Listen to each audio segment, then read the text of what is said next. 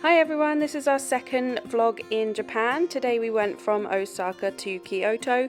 It's only 24 minutes on the train, so it could be a day visit, much like how Nara was in our previous video. There's also Kobe, the home of Wagyu beef, close by to Osaka. However, we're off to Kyoto for some more cultural experiences. So this is a mini octopus with a quail egg inside. So apparently you have to eat the top in one go. Right, like bursts? Yeah. So what I'm going to do is try and eat a bit of the tentacles. And then if not, just going to shove it in. So ladylike. Really sweet. That's smoky.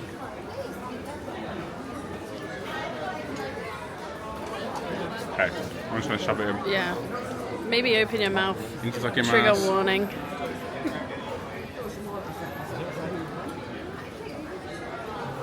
Let's see.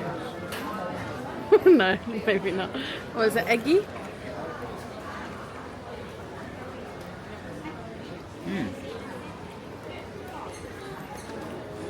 No, it's just sweet Fishy? octopus with an egg inside. Lovely. We knew. I don't know why you put an egg inside, but lovely. That's me.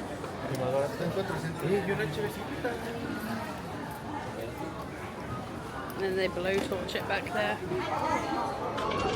Okay, so it says fresh tofu skin, sashimi style. So let's try it with some soy sauce first. And away.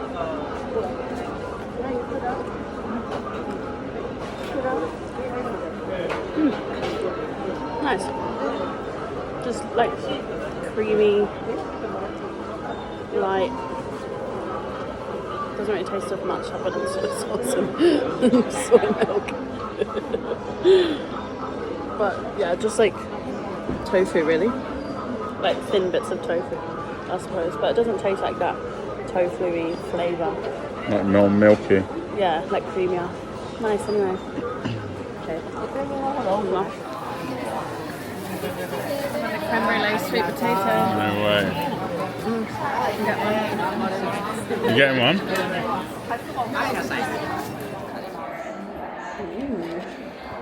Sweet potato creme brulee. So sweet potatoes are a bit different than our ones.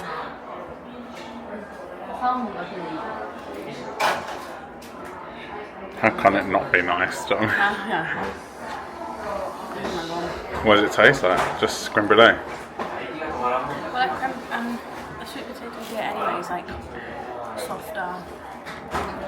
Like, I don't know, like this texture look like creamy almost anyway. And then Not with sweet, cream, right? and obviously brulee topped with them. It's just like pure cream. It's like dense.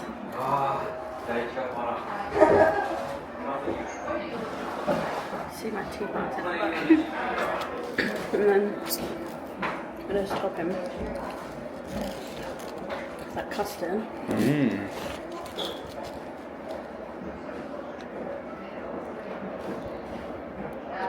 Oh, I can see it glistening. So nice.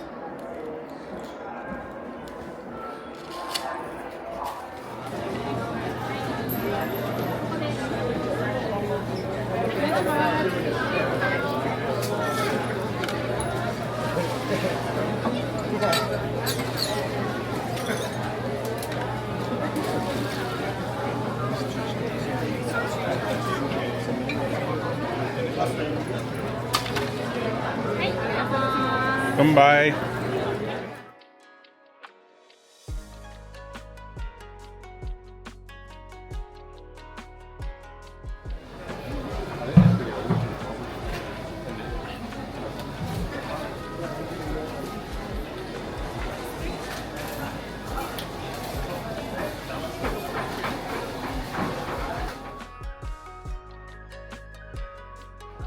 So we've got yuzu and chili radish pickle.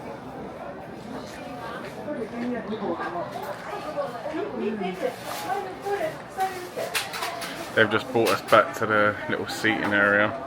So in this market, can't really eat on the road sort of thing. You have to come into the seating area. I think it's to stop the traffic from the market. What does it taste like? It's almost like sweet. It's like little white radish. Not very strong radish flavour. Yeah. But nice. That's subtle, not like a little red radish, you know? Like daikon. Yeah, like daikon, Yeah. is it? Yeah. And then almost like candied Really? yuzu peel, which yuzu's like what lemons come from. Okay. Like lemons are like a GMO form of citrus. They're not original. They're man-made, like years ago, obviously. Yeah. So yuzu's one of the first.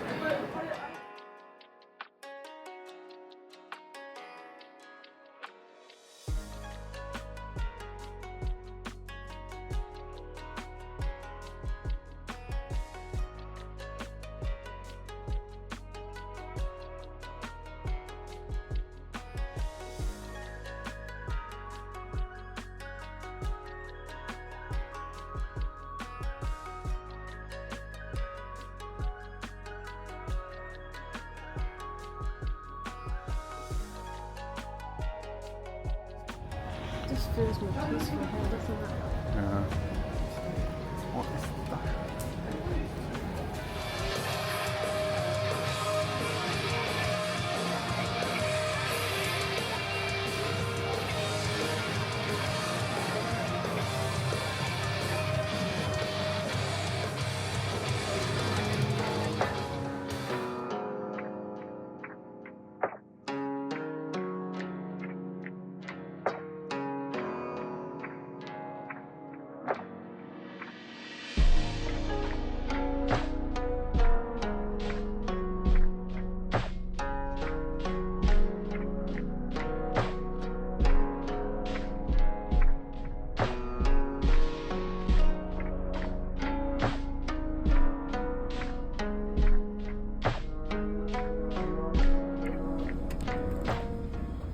What's that?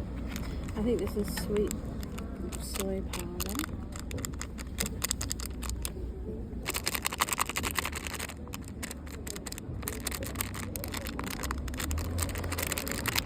And sugar syrup. So I don't really know how to eat it.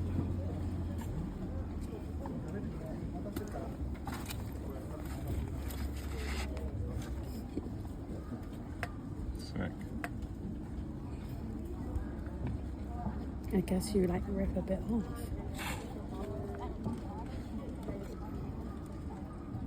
Dip it. Then you've got a little mochi.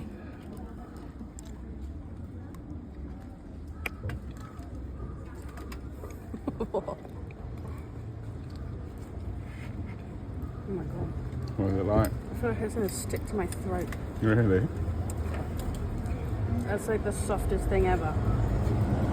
Like, this might sound really off-putting, but it's like swallowing phlegm. What? Phlegm. Like that. But it tastes nice. Same kind of texture though. Maybe I should have done the brown one first.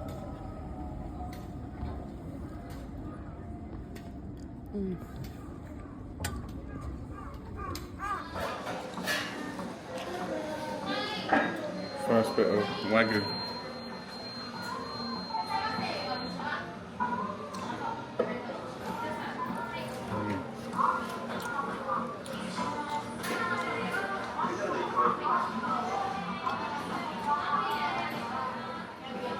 Delicious. You see that inside?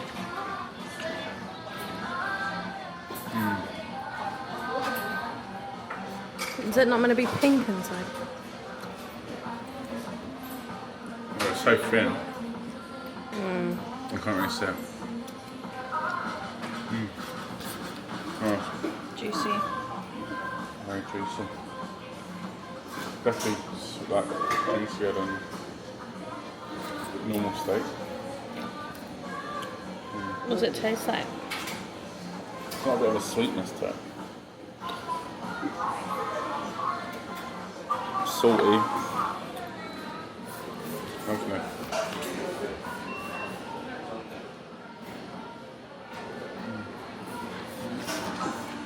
So soft. Yeah. Using my gum. Yeah. Yeah.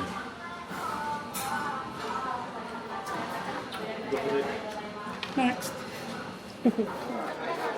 So this is a rice cracker, and it's got white miso on the outside.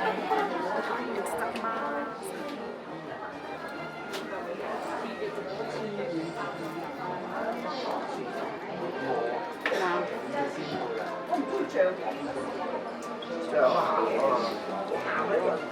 That's strong.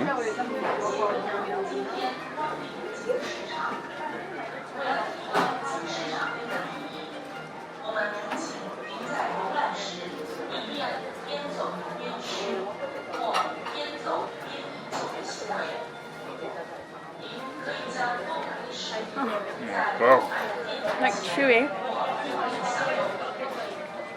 sweet, a little bit crispy on the outside. It's like rice cake. It's hot, and then white miso paste. I've never had anything like that. Oh, At mine.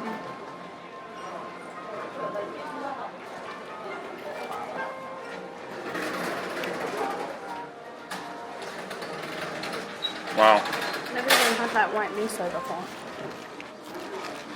Oh, so nice. Like sweet and salty, chewy, crispy, everything. Warm.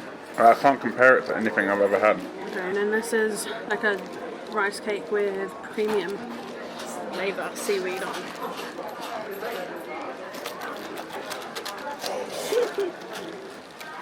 Wow. This is like my snack preference anyway, at home. Yeah, true. I got some in the hotel room. Oh my god. I need a water. This is my tidbit.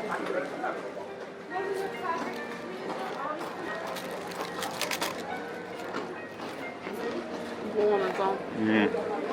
The seaweed's like thick. It's more like a traditional, I guess, rice cracker. You know, like you get at home with they have bits of seaweed on them already, or they come in this bag with like little peanuts coated in like crispy outer layer, like similar thing.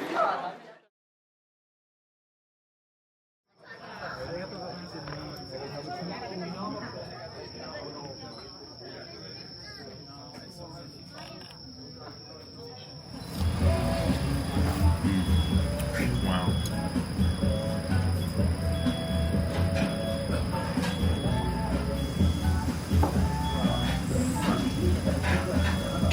It smells really chickeny. Yeah, chicken broth. We've come to Ramen Street in Kyoto specifically to try Menya Goki's chicken ramen.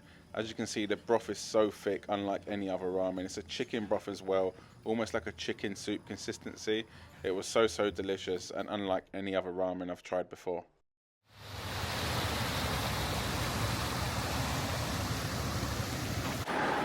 So what have we got there?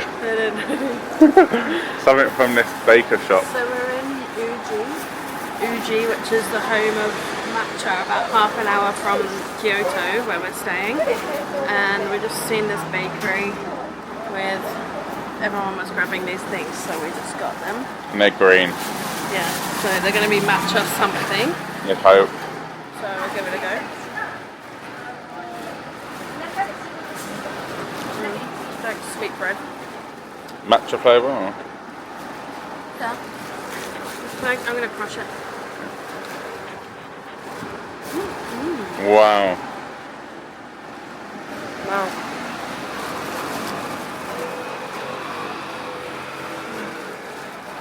Yum.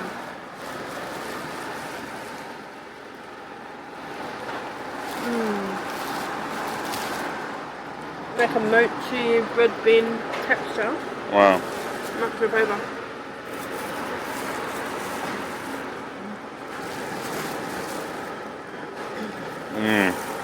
Okay, we'll try the other one. Wow. That's lovely. I think this one's got like cream inside.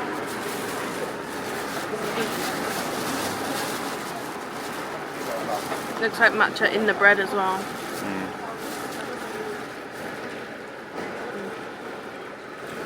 Some melon pan bread. Matcha in the dough. Nice.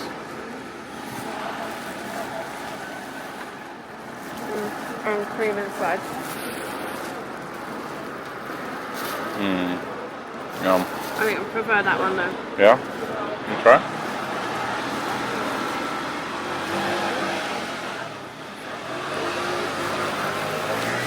Nice. It's nice. I like the sugar on top.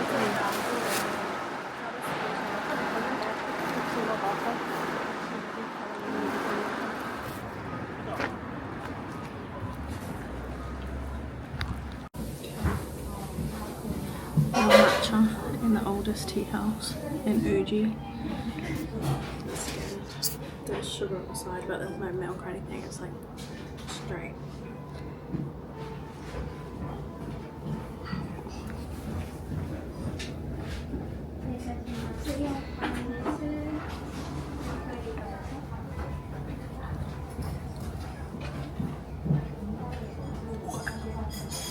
What does it taste like? It's just really strong. Like, it's not too overly strong. Not too bitter. It's just nice.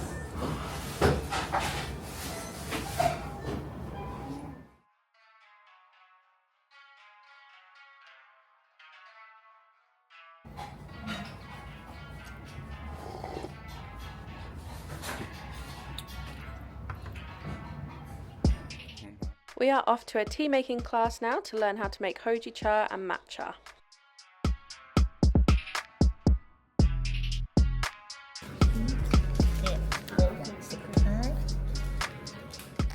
We're first given some fresh green tea leaves. We're going to pour these onto a roasting pan to make our hojicha.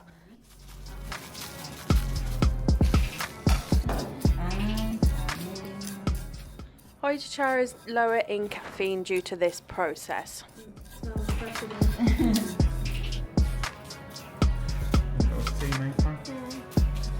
Change colour completely.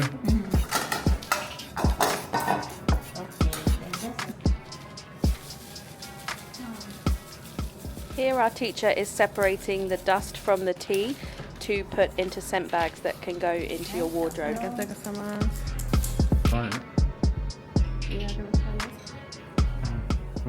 Now it's time to try our tea, and they've also given us a homemade red bean cake.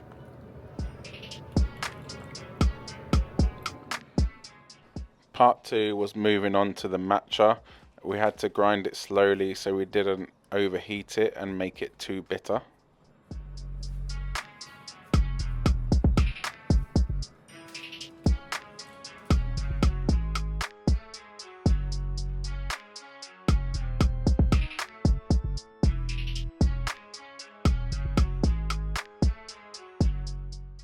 The dark green tea leaves then come out at the bottom of the stone mill into a bright green matcha powder.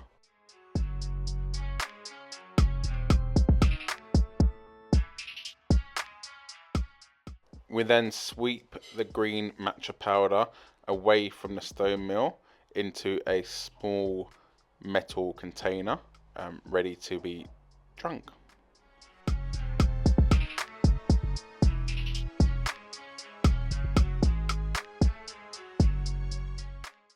We portion our matcha into this bowl, ready for whisking. As you can see, it's a specific bamboo whisk used, and it has to be in light circles round and round, not to over whisk the matcha. Colour's crazy. Wow.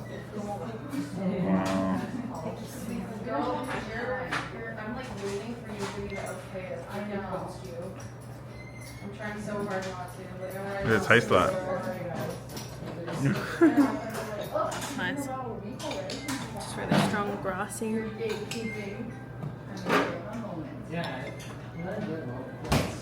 supposed to put all that on? Yeah.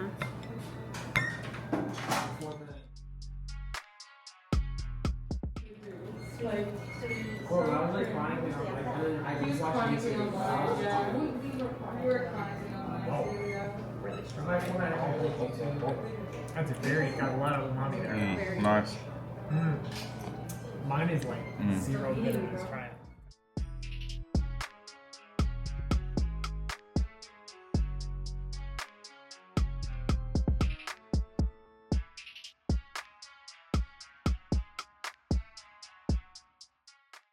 Before we leave Uji, we had to come here and try some matcha curry udon as well as some matcha soba. Everything we got and ordered at this restaurant was matcha flavored, matcha themed.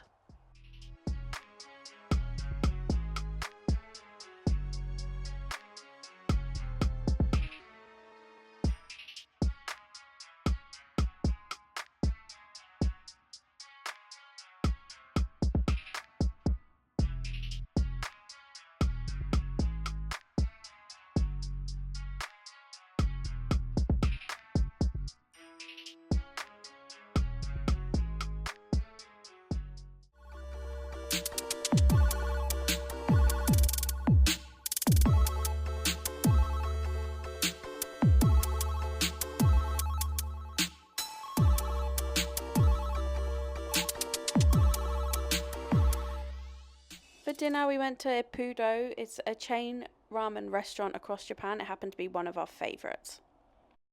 Well, the short sword right here, this would be somewhere around 30 to 60 centimeters long, 1 to 2 feet long. Anybody know what this one's called? A sword? It is a sword, but so there's a specific name. It's called wakizashi, which means to insert into the side. Wakizashi, a little hard for, to say, but yeah. So these wakizashis were basically a reminder of the code of Bushido, which is like a lot of rules, something like that. And if a samurai breaks the rule or two, he would have to take this sword and kill himself. Boom! Bullet goes through pretty much everything. So they bought thousands of these. But one big problem, they produce a lot of smoke. So after a couple 10 shots, boom, boom, boom, boom, boom, so much smoke on the field and you can't see. So the samurais and daimyos tried to stand out in that smoke with bigger, fancier, or should I say, crazier helmets. I'm just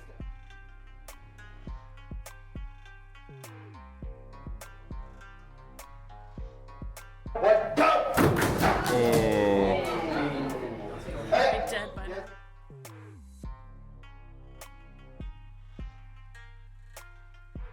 In 3, 2, 1, go!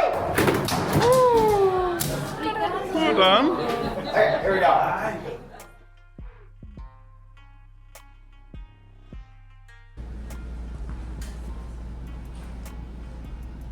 Okay. Left leg goes back. Left leg goes back. Lateral forward. Yeah. Yes. Ready? Jump! Last cut. Second cut. Stop. Salt up and shoot. Yeah! Shiburi. Up.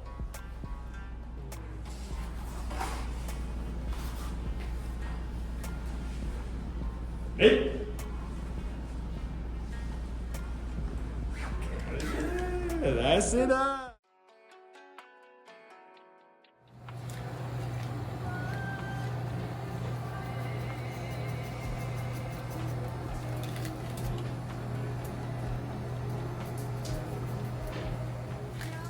When we were at our tea making experience in Uji, we met a couple of Americans who had centered their whole trip around matcha. They had told us to come and visit 70 plus, so we're here for a matcha making experience.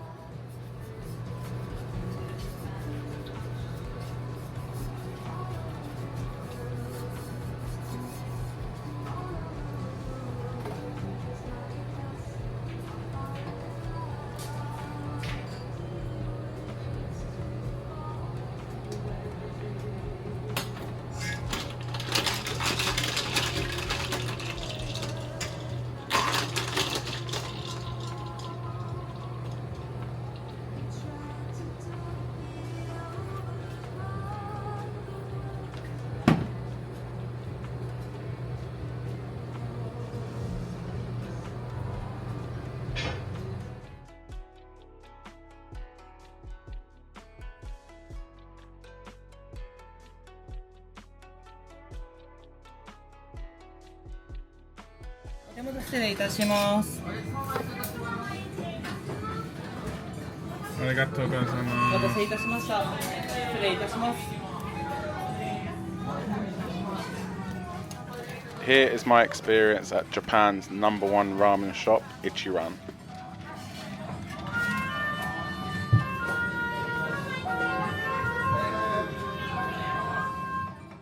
Eating alone in Japan is actually really common, which is why you'll see in a lot of ramen restaurants these booths where you can sit and eat alone without actually having to communicate with any staff. There's blocks, there's cards that you can show to say that you're not finished or you've gone to the toilet. So really respectful of people that do eat alone. Slurping is actually really polite in Japan and is actually encouraged, and to show that you have appreciated the meal.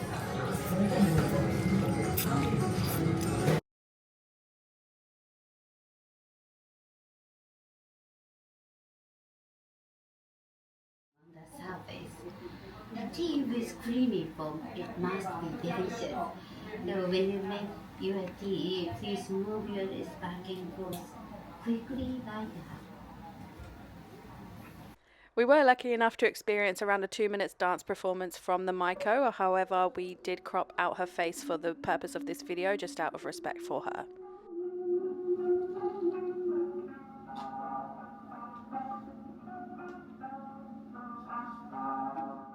Whilst we were in the geisha area of Kyoto, we found this antique shop. I did actually manage to find a vintage kimono, and Tommy got a vintage Norin curtain. We asked the lady what the symbols on the curtain read as, and she told us it was where men eat and have fun. We later realized that this was a welcome sign for Yoshiwara, which is a famous red light district in Tokyo.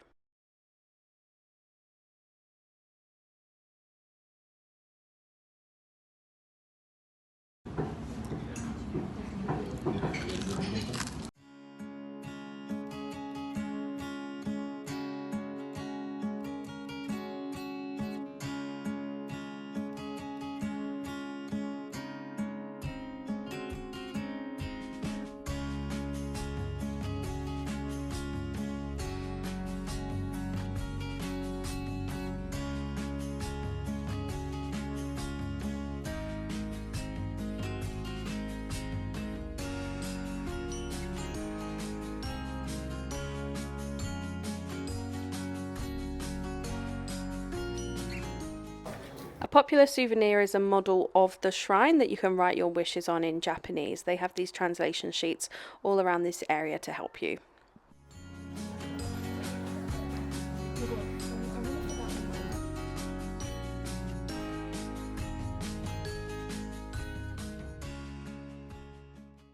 We are very excited to have our lovely friend Kiva join us for the rest of Kyoto and into Tokyo as well, so you'll see her in the next video. We didn't get to drink much in Japan, although the drinking culture is big, but we did get to try these 9% drinks, and we went on a mini night out. We ended the night out with a McDonald's, and we got to try these prawn nuggets, which were incredible. Real bits of prawn in them, and we got to try their special edition blueberry custard pie.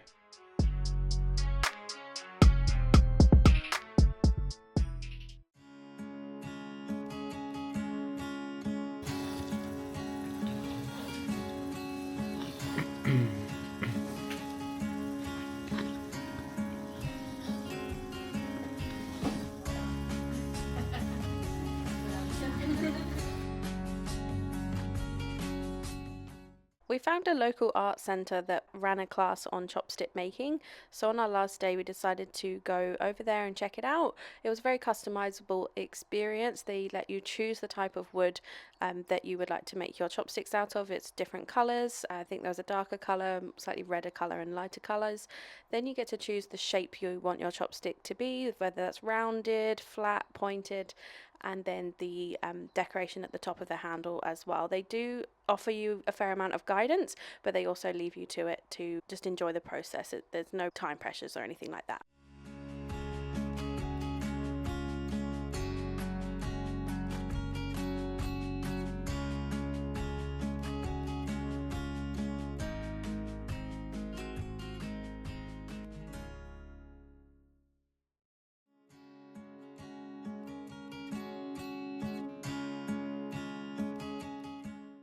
We finished off this experience by printing our own chopstick holders.